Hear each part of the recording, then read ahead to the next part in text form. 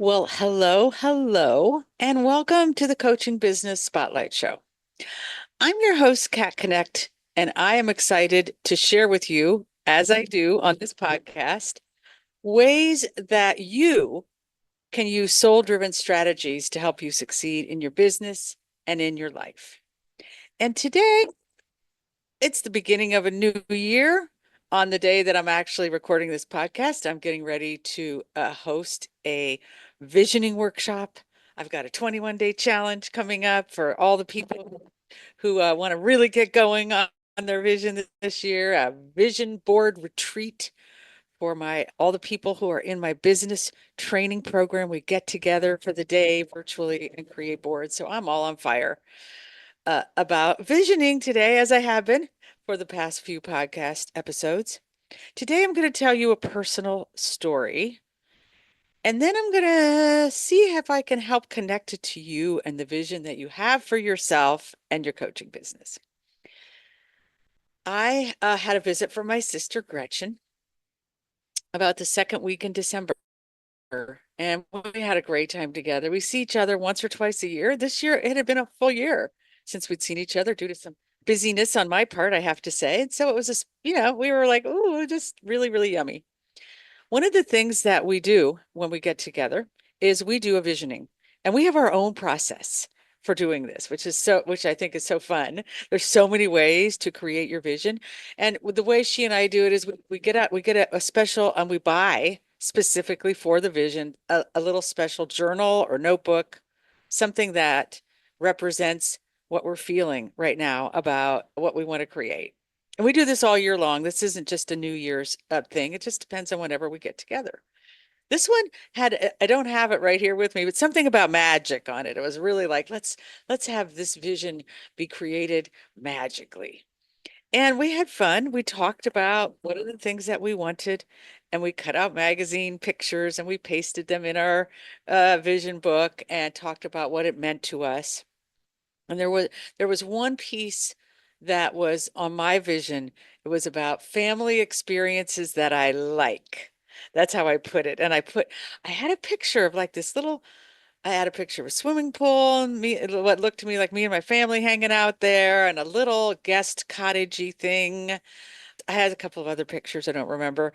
My sister, she had on her vision board something around, well, she would like to have, she's lives in Michigan, and she's like a couple of places to stay during the year to get out of that cold winter and connect with people like me, her sister, and she has a son who lives in North Carolina and people she knows in Florida. So she had that on her vision board. It was really, really sweet.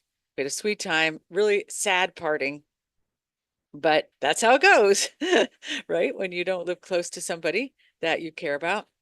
But we had our vision, and our vision, it glues us together. It keeps us, we talk and we move through our daily life, but we always have that vision to check in on for the bigger picture of what we're doing and what we really care about, which is what is so important about visioning. The very next day, I was reading the newspaper and I saw this open house for a condo about a mile and a half from my house. And I saw the price on it and I was like, well, we have a condo. And this price seems, I'm like, I'm really curious to see how it stands up to our house. Like, if that's what our, condos are going for around here now, I think I'll stop in. The description was a little odd. I got to say, I couldn't quite figure out. It didn't even say how many bedrooms it had. It just, I couldn't figure from the picture really how it was configured. So I got curious about it. And it just so happened we were going to brunch that day and going right by this open house. So I talked Curtis into going to it with me because it's not his favorite thing to go to open houses. We went to the open house, get out of the car, and the very first thing I see is an open door and in the downstairs of this house, and I walk in and it's a guest quarters. It's like a nice big hotel room with a bathroom with windows, kind of a place for, like a little refrigerator and coffee maker and that kind of thing, and a bed and a chair. Really lovely looking spot for a patio outside. I just like something in my heart just popped. I was like, oh my gosh, this could be just what I was looking for in my vision. A place for family to come, a place for Gretchen to come stay. So we went upstairs to the whole main floor. We looked around. There was an office for Curtis, an office for me.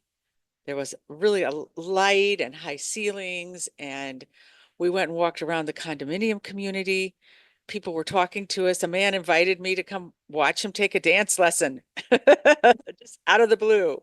These kinds of things were happening. And I was getting this feeling I call my destiny vision feeling like, oh, there's something here. We had our brunch, and over brunch, we talked about it. Like, yeah, we're not really in the looking for a house. We love our house. We have this thought we'll stay for a really long time. We love walking to town. We've decorated it up. We just redid our kitchen 2 years ago. Not really in the, and we're working hard on our business right now. So it wasn't really, it was like, it was a thing.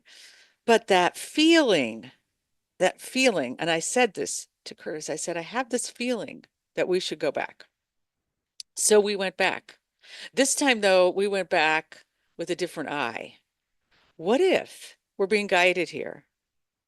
What if we're getting those signals that the vision that we created, that Gretchen and I created, what's wanting, there's something here. And as we were looking through the house again, Curtis started to get a signal.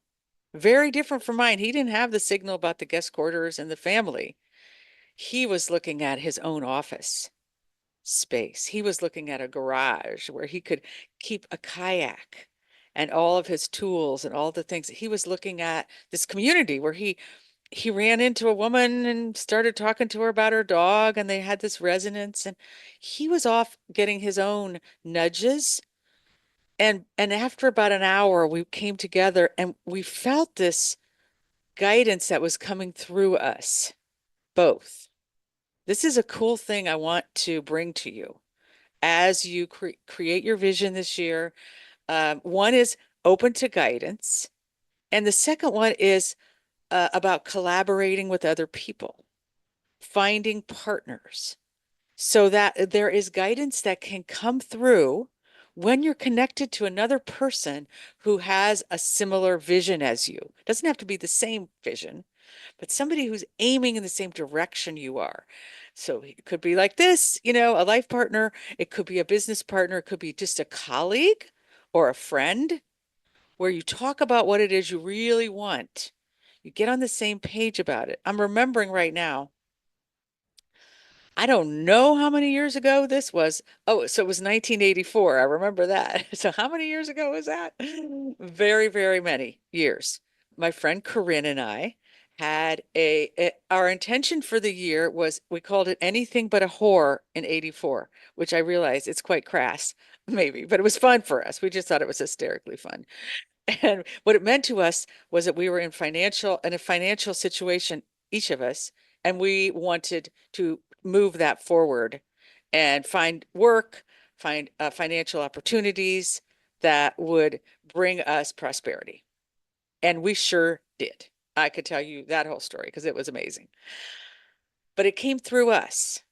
Corinne and I did that together. So I'm going to encourage you in your visioning process to talk to other people. This is why I have a community. This is why I have a community, the Soul Driven Success community, because they're like 30 people who connect on our platform. They connect on the group calls. They have buddy calls with each other. They say, here's my vision. We do our 21-day challenge. Everybody knows what the vision is, and you're aiming at it together. And insight and guidance can come to the entity through the entity of more than one person. I think this is the magic of coaching, right? Actually, insight comes through when we're coaching a person, it comes through us, the entity of the coaching relationship. That's where magic really happens because that's where you're laying out your heart and soul. You're open, you're getting, you're feeling supported, and coach is feeling like they're connecting with you on that heart-based level. So I'm going to speak to you as a coach. Also, don't miss this part with your clients, not just at the beginning of a coaching relationship, but ongoing. Please bring the visioning to them. The visioning exercises, the really taking a look at what they want in the big picture. And because something will come through the entity in the coaching relationship. All right, back to my story. So we got this hit. We talked to the real estate agent. She said, somebody else is going to put an offer in on this house. They put their house on the market. It's sold, and now they can make a cash offer.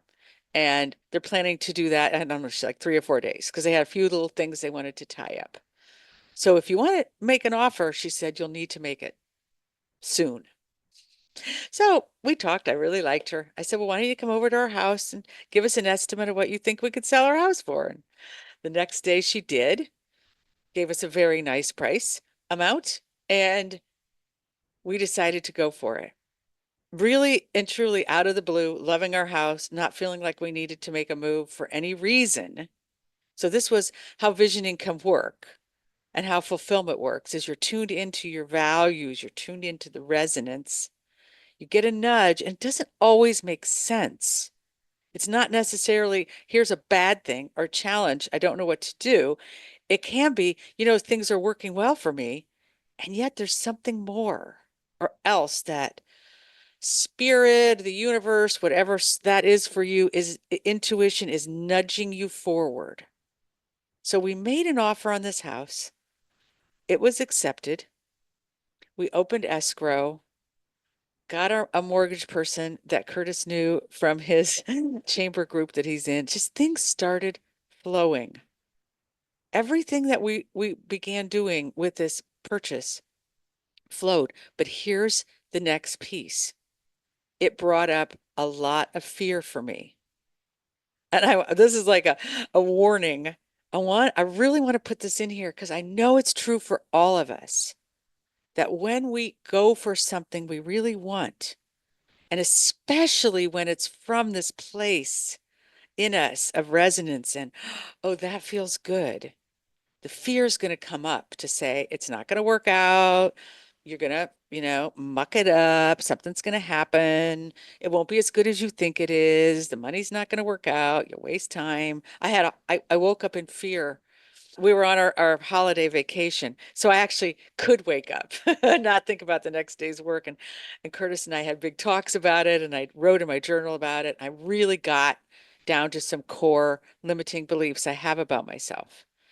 And I was able to work some of those through. This is another one of the advantages of really creating that bigger picture for yourself and knowing what you want and going for something, even though you might not get it or it won't necessarily look the way you think it's going to. That pursuit alone will help you clear out. I think I call it clearing out the crap, the false, the limiting beliefs, the fears that have been rooted in there. They were like got roots early on because they were for truth. Things that, I mean, I was doing a risky thing with this house, really risky in some ways. And that fear was accurate at one point when I was younger and not so, financially savvy or successful, having, a good income that I have and things, it could have been a terrible thing to do. So listening to it, pulling apart fear from phenomenon. Here's a phenomenon, going for a house, going to sell my house. My house isn't sold yet. Might have to, take some money out and might all the things. I'm going to do that. That's the phenomenon. The fear is it won't work out. I'm going to blow it. And just separating those two things so I could just bring my power, my knowing, my wisdom to what was true. Real estate deals, if you've ever been in one, they go all kinds of ways. This is true. But I could follow my guidance and keep going and do the things that I thought were smart. Several of them were talking to the mortgage person or my real estate agent saying, I don't understand this. That was a big one for me. I usually just go along. I don't want to look stupid. I figure they know what they're talking about.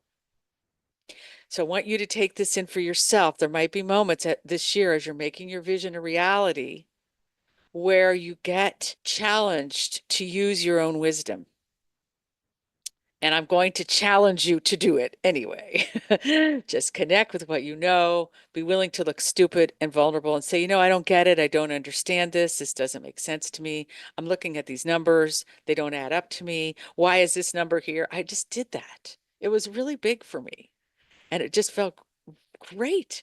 I kept feeling more and more empowered, and the fear, I started being able to manage the fear, to a good degree, I'm going to say.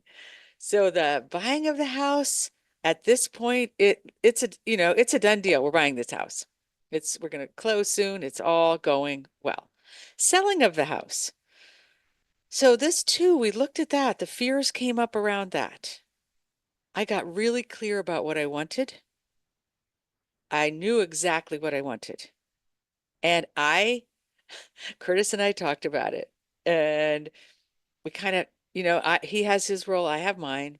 I had this moment with the real estate agent and I told her exactly what I wanted. I actually spoke it out loud. And that felt vulnerable as well. Within half an hour, she had a potential buyer walking through our house. As of this recording, we are in escrow. By the time this recording hits the airwaves, we could be, all kinds of wonky things could happen. I don't know. But at this moment, that's what's true. That's what's true. And it has given me such a boost of faith in manifesting, which I believe in manifesting 100%, but I still can have my doubts because I believe manifesting is where we're given an urge, we're given a vision, we're given a picture of something that's going to be good for us and good for the world. And we get on board with it. We bring our positive energy, we get into action. And we keep staying in action and connected to our good until the right thing happens. That's the piece that's so important. It might not be the house. It might not be any of those things. There's something pulling us forward. You just keep going. And if it's done, and if it is this house and this buyer and this works out, like, great, that was the right thing. I'll be so, so happy. If more challenges come, I'm going to stay the course because I am feeling this really good feeling. So I want you to take that and maybe on 3 levels. One, personally, take time to listen for your own guidance. Create a vision, a big picture, know what you're aiming for so your guidance and the universe has something to work with. We got to give them pictures. We got to give them desires and make sure that it feels good and right. Think about your coaching business specifically and spend some time now and regularly thinking about your vision. What do you want to create? So I have just finished creating the whole of Soul Driven Success Business Academy for coaches. I have all 5 courses are done. I have the online platform. I have the group coaching for the curriculum, for a mastermind group. I have everything I know a coach needs to succeed in business, no matter what stage that they come to me in. I know I can help them build a successful business in my academy and my business training program. I got that vision 5 years ago. It took me 5 years to make it a reality. And believe me, there were some major challenges along the way, like the pandemic, let's say, and many other things where I thought, I don't know if this is going to work. And why am I doing this? And why don't I just be a regular coach, work for the Coaches Training Institute, make a fine living? Why do I have to do all this work to make this academy? Because I was compelled to, because I had a calling to create this. And now that it's done, I'm thrilled. I'm thrilled for myself, for the coaches that I can help. And I want that for you. So when you're creating your vision and when you're moving it forward, remember some things take time. So you might have a thing that happens quickly, like I just did.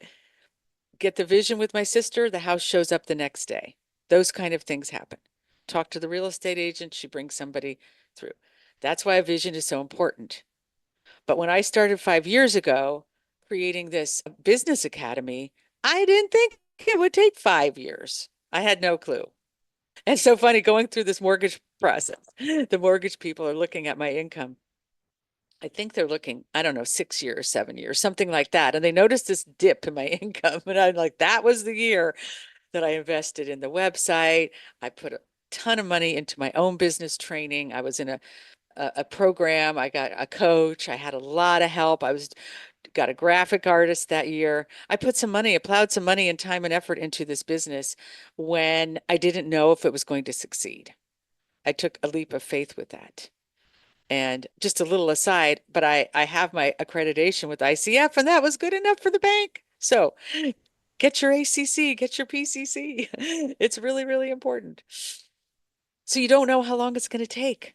And that's not actually important, how long it's going to take. It's going to take how long it takes. The important thing is you know what you're aiming for. You keep moving forward with it. Get help and support. That's what I found in this real estate deal, is that I have a fabulous team, people who care. They have a win. They have a win. I have a win. We're going for win-win. That's the other piece. Get people on board with you who are going for your win.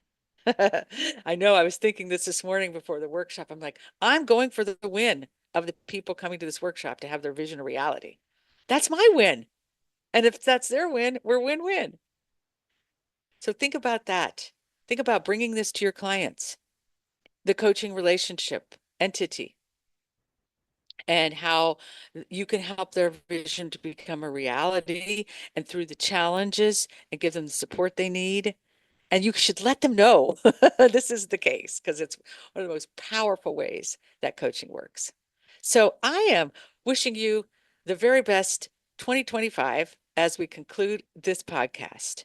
I I am excited about what's to come on this podcast. So please keep tuning in. I really appreciate it. You guys, I get lots of comments and positive reinforcement. I'm going to be bringing on experts who have things to teach you about a coaching business. Some of the things I need help with too, a lot in the areas around social media and that type of thing. I'm going to be bringing on our community members as they succeed in making their vision a reality so they can share with you what they're doing and how it's working. And you can personally get those success stories as they're happening. And I'm going to do some live coaching with our soul search process where people, like I did last year, if you listen, there was Rhonda, I did, and Jenny. I'm going to keep doing that. If you have other ideas of things that you want to hear on this podcast to help you evolve your coaching business, let me know. I will make it happen. Thanks for joining me today. I'll talk to you next time.